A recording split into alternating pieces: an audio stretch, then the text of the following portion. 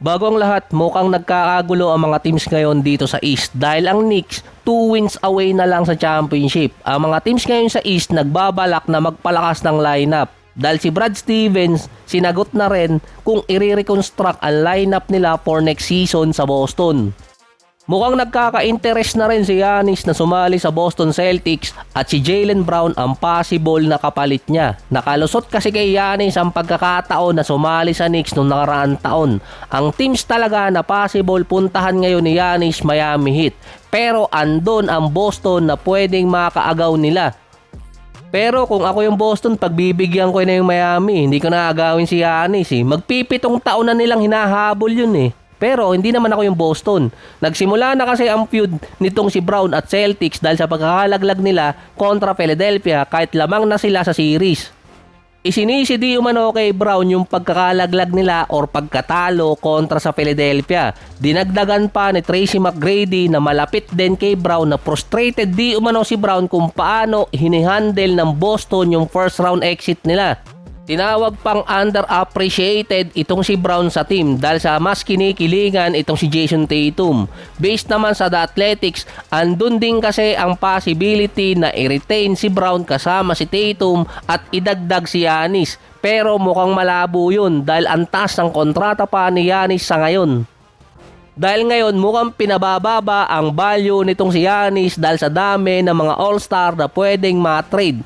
Ang Detroit nung nakaraan ginawan din ng trade idea para kay Kyrie. Gumagawa kasi nun media para magkaroon ng traction. Parang biglang kumagat ngayon yung Dallas. Dahil pwedeng win-win situation yun sa Mavericks dahil maraming draft picks ang Pistons na pwedeng makuha para kay Kyrie. Ang Detroit nangangailangan ng second scorer behind dito kay Cade Cunningham. Ang pwedeng ibigay pa ng Pistons dalawang first rounder kasama yung 2026 tapos 2028. At ilang pillar na contract para kay Kyrie. Kaya nilang talunin ang Minnesota sa trade dahil sa mga draft asset na meron ang Detroit na pwede nilang maibigay para dito sa Mavericks. Pwede pa nilang samahan ng second rounder. Based pa sa mga insider, win-win situation yun kahit sinong mag-engage ng trade, either Mavericks or Detroit. Ang pwede kasing ibigay ng Minnesota para dito kay Kyrie sa Dallas si Randle plus dalawang first rounder. Dati kapag may mga trade rumors or trade idea, tinatanggi agad ng mga teams. Ngayon naman kinaagat ng mga teams eh, parang may kakaiba ngayon sa NBA papasok ng off-season. Kung hindi makuha ng Minnesota si Kyrie sa Dallas at maunahan sila ng Detroit, ang possible replacement sa kanya si Anthony Davis. So nabasa ko lang to na kasi gustong umalis ni AD sa Wizards. Pero kung gusto ulit ni AD na mag-champion, hindi dapat siya bumalik ng West. Baka magiging okay pa siya sa East. Based sa Bleacher Report, wala pa namang pag-asa ang Minnesota ngayon kay Giannis na sila ang may sabi niyan. Sinabi ko lang, mas better kasing kunin ng Minnesota si Anthony Davis na gustong umalis ng Wizards. Naghahanap din ng team na makakapartner ang Wizards para sa kanya. Dahil hindi nila mapilit si Anthony Davis, mas mababa pa ang value ngayon ni Anthony Davis dahil hindi pa siya nakakapaglaro sa Wizards after the trade at hindi rin alam kung magiging healthy siya for next season. Ang kailangan kasi ni Anthony Edwards, second scorer din eh. Pero ang possible kasing replacement kung sakali nitong si Anthony Davis mula Wizards papuntang Minnesota ay si Randle.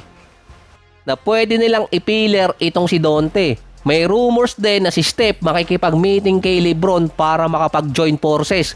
Pero based sa report, kung pupunta man si LeBron ng Golden State, isa sa possible hilingin niya, makakasama ulit si Anthony Davis.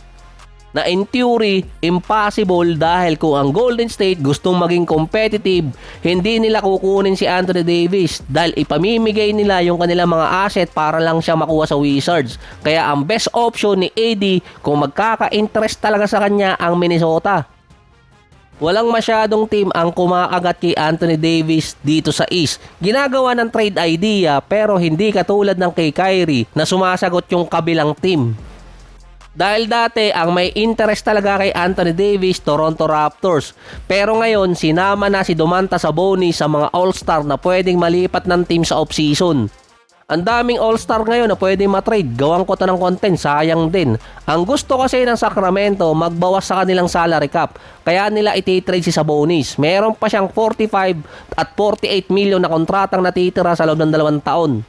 So nababasa kong rason ngayon kaya yung mga teams gusto nila mag-trade ng mga all-star player lalo na yung malalaking kontrata. Bukod sa gusto nilang mag-rebuild, gusto rin nilang magbawas ng kontrata sa kanilang tax. Dahil maliit lang ay tataas ng kanilang salary cap for next season. Hindi masyadong nakapaglaro si Sabonis dahil sa injury. Last season din nilagay siya ng Sacramento sa trade block. Ang team na interesado kay Sabonis ngayong Raptors, dapat mapupunta sa kanila si Sabonis nung deadline kaso hindi natuloy.